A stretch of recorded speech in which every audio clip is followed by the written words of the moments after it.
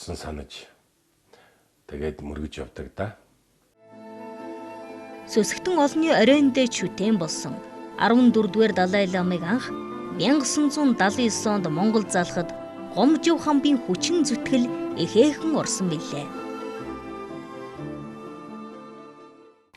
За манай хамб одоо Далай ламыг Монголд ажиллуулахад бол одоо гол санаачлага гол ажлыг зохион байгуулсан хүний нэгэ. За 70-аад оны ихээр Немуудад гандангийн мөргөлчд гэдэг улсуудыг энтхэг рүү явуулсан.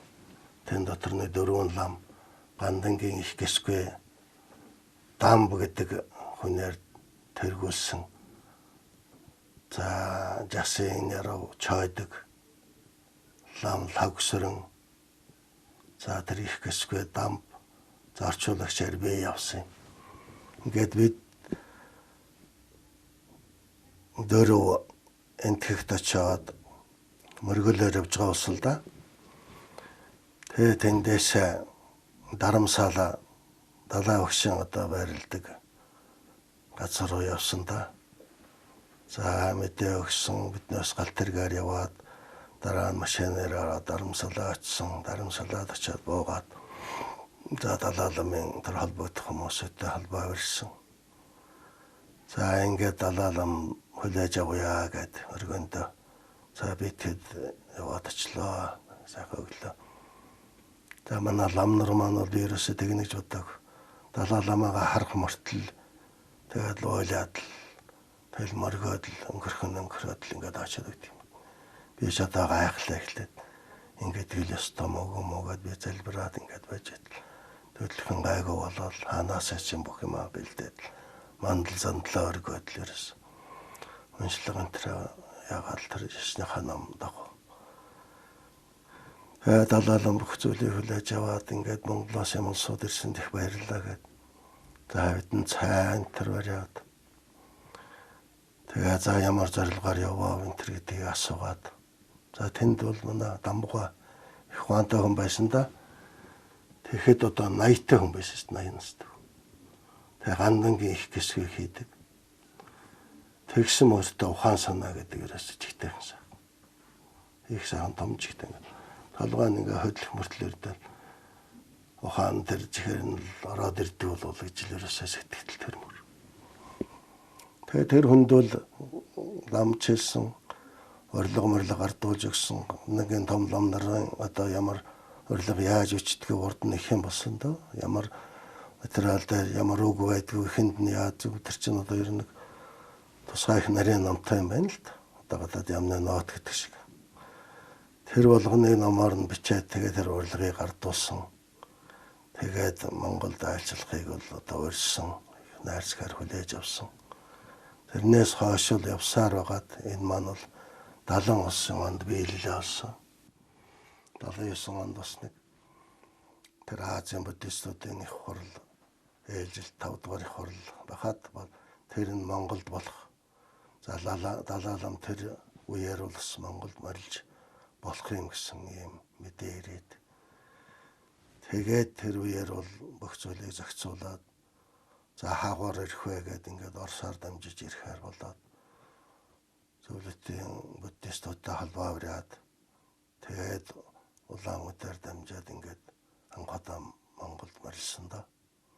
Тэгээд тэр үед бол манай сүсгтнүүд одоо мөргөлчд Монголын одоо ард түмэн нийтдээ их баярлсан их талархсан да.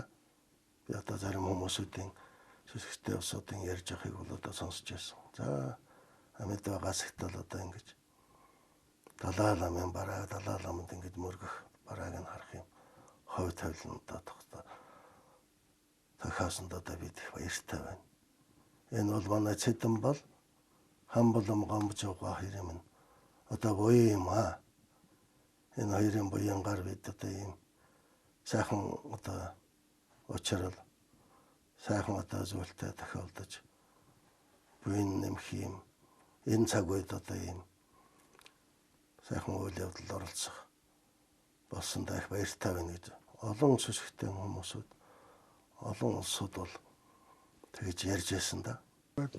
Дадаадаа морилох хаа энэ зуны ихэнх сарын 15-нд морилох хаа гэж тэгжсэн. Тэгээ бидний хэдэн сарын дугуй сүмийч засуулж тэгжсэн байгаа. Тэгээд засаач гүйцсэн лам тэгээд өнөөдөр 15-нд маргаад морилж ирнэ 15-нд гэж бидний цуглуулж гандан дугуйнд нэг хүн байлгагүй дам нарчлаа гэжсэн. За дадаадаа ингэж морилнаа одоо юм. Тэгээд та нар юу бодож байна уу гэж. Тэгээд одоо би та нарын төлөө нэг юу гурван ном айлтгана гэж. Сайн жигсмээ мөн айлтгана та нар хүлээж авах уу гэж. Бас бидний төвчл байсан. Бидний хүлээж авахгүй яагаад гэж.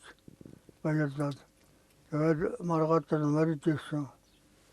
Морилж ирээд ламч цугул яваад ингээд байсан. За дугнаар орцгоод. Тэгээд лам уусаа морилсан. Их тэнгэр амрав. Ингэснээр Монголын сүсгтэн олонний итгэл найдвар болон гандан дэгчлэн хийд Далай ламтай харилцах, шашны үйлсэн боддоор тэтгэн дэмжих хойштын зузаан харилцааны бодтой эхлэл нь тавигдсан юм. Ном чимэргэн гавж гомжов хам 1960-аас 1980 он хүртэл 20 жилийн ахархан хугацаанд гандан хийдийн дотоод шашны зан үйл, гадаад харилцаа, сургууль, боловсрал зэрэг бүхий салбарыг мэрэгэн оюунаараа удирдсан их буянтан байсан юм. Гомжуугаан одоо баримтлагч зарчим бол маш сонирм. Жишээлбэл ажилдаа очиход өрөөндөө ороод гэрээс өмжсэн дээлийг тайлна. Тэгээд ажил дээр дээл өмсөн. Гадаадын улсуудыг хүлээж авч байгаа. Тэгээд тэр дээл өмсөлтөө юу гүөх вэ? Одоо хам гомж боллоо гэж. Тэгээд тэр дээлээ ороо явахтаа тайлна. Тэг гэрлүүгээ өмсдөг дээлээ мө олон түмний дээр явж яадаг дээлээ өмс. Ингэхлээр одоо хам биш эргэн гомбож боллоо гэж. Тэр чинь бол одоо ингэ бодоход манайд бол ажлын тэр дээл салддаг юм бол эмнэлэгдэл байна шүү дээ өөр газар гадаг. Тэгэхээр тэр их олон хүнтэй уулзах явах болно. Тэр яван дүүрийн юм бол гэрлүүгээ авч очихгүй. Тэр говцсон салхи асуудал бол маш гүнзгий асуудал байжээ гэж би дотроо боддог. За манай би бол хамбаламайгаа дагаад бас олон одоо томцол нэр дарсан одоо орны төрийн тэргүүд нэртэй одоо эрдэмтэн мэргэд шашны болон улс төрийн одоо зөвтгөлтэн тайны зөвтгөлтнүүтэй уулзж явахт нь бол хамт бас явуулж байсан л да.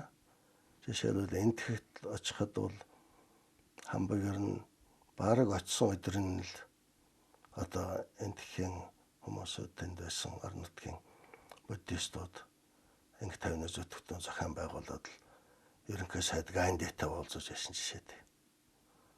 Тэгээд тэр бол ер нь бол их ухаалаг эрдэм номтой тийм хүн болохоор одоо ингэ санаж авах гэрнэ. Шашны хаачмыг сайн мэднэ. За төрийн бодлогын талаарч одоо санаж авахд бол сайн мэддэг. Төр шашинтай холбоотой асуудлыг бол хинтээч ярьдаг, хинтээч саналаа солилцдог. Тэр үнийг бол одоо хиндэж зүгээр ойлгуулдаг. Тэдний дэмжлэгийг авдаг ийм л одоо сайхан хүн байсан. За ингээд сайн хүний сайн ач тус гэдэг бол хичнээн он сар жилийн улирвч дараа нь дурсагддаг. Хүний амьдралд одоо энэ цонхоор гүйж тусч байгаа нарны гэрэл шиг алгаггүй тусч хийгүүлдэг юм байна. Би нэг дээр Далай ламаа уулзалтан дээрээс ч одоо ойлгож авсан. Самгийн сүүлд багштайгаа би Дайн улсын Копенгаген хотод шашны том хуралд оролцоо өсөж явахт нь Москвагаас ирж нэг онгоцон цуудалд хараад. Тэгээ Оросын гайл багшийг нэгжээд нөө жолзгоо судар модрын тараагаад сэгсчээд би өнөө яруу найрагч хүний төсвөргүй шулуун зангаар дахиж очиж тэдний загнах маягтай. Та нар бүх Оросын тэргүүн хам Алексейг бол ингэх үү? Чи ямарын мэддэхтэй над төвд номын толгой буруу харуулад зогсож байгаа юм чи. Цагаан толгой өсгийг ингэж үйл ямар вэ тэр гэдэг. Тэгээд тэр нацагд орж хэлмэрчээ явж байсан. Тэр үе амт тийм даруу томоотын дэнт цант гэдэг шин юуч дуураагүй.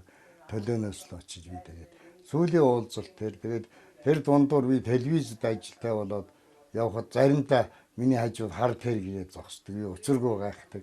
Тэр чи вакцины эсрэг зарчээ сууд өхүүлчих нэгэд. Тэгээ гандангийн хүрэг хартал вакцин тэргэнд суугаад цаашаа алхаад телевиз байгаа өндөрлөг дээр өрөөд ингээ ажилдаа очдог. Одоо нэгэн байсан. Тэргээр бодоход багш маань их онцгой дотн сайхан үзэж байжээ гэж боддог. Тэгээд багш маань их цаглшгүй. Герман одоо манай нэр сэтгүүлч хүн битсэн шүү дээ. Би нэр усаар сүлдсэн. Галина Wolf гэж хүн Унтерден линдэнд вакцины зургийг ингээ бурхан болгоо хүзүүндээ зүүцсэн. Тэр нөхөр нэг онгоцны хүүхэнтэй самуураад салах гэж санаагаар бантаа хүй таарад аврал ирсэн юм байна лээ. Тэгээ багшны 200 марк өгсөний тухандаа хүргэж ажиллаа үлээгээ буцаагаад өгсөн. Тэгээ жижиг судар дэлгэж уншаад шилэн аягны анд нэг 100 г хэртэй ундаа хийлгээд бас нэг аяганд нэг 100 г хэртэй арх хийлгээд тэгээд энэ архийг тэр хүүхэнтэйгээ яг буугаад ирэхээр цацчихаарай. Ундаа нэг яг одоо хоёулаа хоогаад хүртчихээрэй. Хойтон гэхэд танах сайхан хүүтэй болно гэж хэлсэн. Тэгээ хүүдээ гомжив багшийг дурч гомбо гэд нэр өгсөн юм байдаг. Тэгээ одоо тийм хаага Европ өөр шашны суртахууны хүн багшийн гуутай зургийг ингээ үзүүндээ зөөцсөн. Одоо нэр сэтгүүлч содно миний номонд би тэгээ зөөцсөн. Одоо ч одоо Лүнтердийн линдэнд тэтгэвртэй гараагүй ажиллаж байгаа. Тэгэхээр харийн хүнд боловч ийм их цаглшгүй тустай. Тэгээ ноончвэргэн гавж гэдэг цалыг зүгээр нэг сайхан өргөмжлөлөөр юм уу хүнд тактимж гэдэг шиг өчгөөгүй шүү дээ одоо. Би өөр тэрний биширч байлаа шүү дээ. Тэр үед ч тэгэхээр материализм, идеализм хоёр маргалдаг байсан үед манай сургуулийн нэг том эрдэмтэн их материалист хүн багштай маргаад за гомжуугаа одоо матери хангадагчүүдээ богдуулууд матери одоо хангадагч буй төрхөөрөө байгаа юм шүү дээ. Багшээрээс төгдөрт төдлгүй юу гэж хэлсэнхээр богдуулууд намайг байхад бол байж байгаа юм. Намайг үгүй болоход бол надтай хамт үгүй болчихж байгаа юм гэж хэлсэн. Тэгээд тэр хүн хариу юу ч хэлж чадаагүй. Би одоо сэтгэлдээ их багтаагаар инээмсэглээд багшийнхаа суу эрдэнд биширээд ингээ өнгөрсөн. Тэгээ ийм хүн ноончвэргэн гавж гэдэг цолыг тэр Челоноос уртж ирсэн. Одоо аргагүй л аливаа юм бас зарим юм буйны юм эзнээ их олдг юм байна гэж би ингэж бодоход хүрсэн. Гомжоогоо зөв үзэл тэр олон микрофон урдаа шор шиг ингээд нүрийч ядгийг үзсэн. Тэгээд Орсын сэтгүүлч хариулт өгөх дараа нь Японы сэтгүүлчд бас нэг юу болсон. Японы тэн дээр бол маш хүнд асуудал гарч ирсэн. Танах шум хийдэ уулзсан уу гэж. Тэгээд та тийм утгасан нөхцөл төр яагаад лам байж болж байна гэж. Тэнд ямар асуулт хариулт өгсөнгөө юм гэж байгаа. Тийм ээ, шум хийдэ уулзсан бол үнэ. Тэр шүмийн тоог хэлээд 40 сүмүүд уцгацсан. Гэхдээ ламтай байгаа нь бас үнэ. Нэг хэсэг нь над шиг лам дээлээ өмсөд явж байгаа. Нэг хэсэг нь бол хөдөө хонь хариулаад ламынхаа цаглыг хадгалсан явж байгаа. Ийм учраас бол төрийн хуулиар хясны эсрэг хуулах гэдэг нь бол үнэ. Хүний сэтгэлд байгаа шүсгийг арилгаж чадахгүй нь бас үнэ гэсэн. Тэгээ би бол тэнийг шатлаараа орчуулсан. Тэгсэн орой сурвалжлагч нар байранд төржээд надтай уулзъя гэж уулзсан. Тэгээ над юу юм? Танай энэ хамлам хэдэн дээд сургууль өгсөн юм. Зөвхөн гандан дээр байсан манай хийдний сургууль өгсөн галс хамгаалсан тэд нар итгээгүй. Энэ бол марксизмын сургууль тэр байтугай марксизмын сургуулиар доогтын зэрэг хамгаалсан хүн баг. Тэгэхгүй бол энэ чинь ерөөсөө энэ хүн чинь ямар ч юм ярихад бид нар мөн янз бүрийн асуудал тавихад зарим хүн тавьдаг. Энэ чинь тавьдаггүй харин чи орчуулгатай тавьж шаардсан лээ гэж хэлж байсан. Яагаад марксизмын тэр дүн хэлж яах бас ийм болтой. Танаас сүмээ утгасан гэж та надаас асуулаа гэж. Тийм ээ. Сүмээ утгасан. Гэхдээ танаас шашны утгахгүй байна.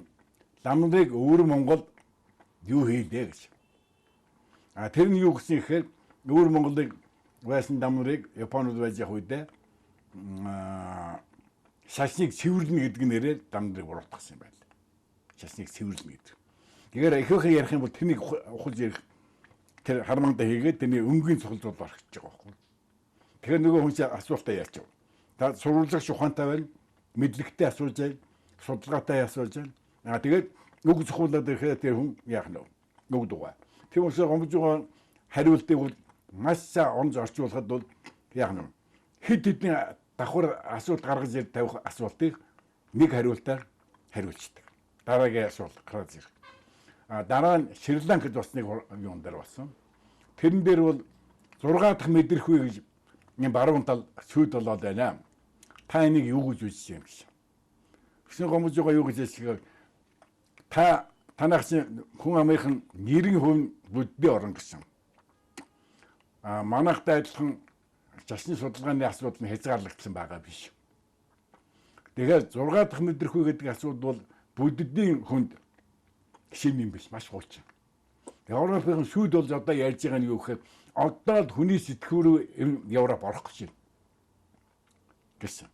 Тэгсэн Шри-Ланкийн нэг эрдэнэтэй орой надаас бас сурлага аваад болдгоо. Юу гэсэн чинь энэ танай лам ер нь хэдэн дээр сургууль гэсэн. Энэ ганцхан бүдний сургууль төгссөн биш. Энэ чинь бол маш олон талын салбартаа марксист философи яа харахгүй төгссөн баг. Энэ чинь улс төрийн гүн ухааны гүн мэдлэгтэй. Тийм учраас би юу гэдэг юм шиг ухаантай улсууд ухаантай улсаа таних юм байна гэж. Ухаантай улсууд ухаантай хүнээ таних юм байна гэж. За би шашны дэд сургуулийг төгсөөд Гомбожомби нарийн бичгийн дараагаар ажилласан. Ингээд Гомбожомтай нарийн бичгийн дараагаар ажиллаж байгаа үед бол одоо 30% байсан. Тэгэхээр тэр үед бол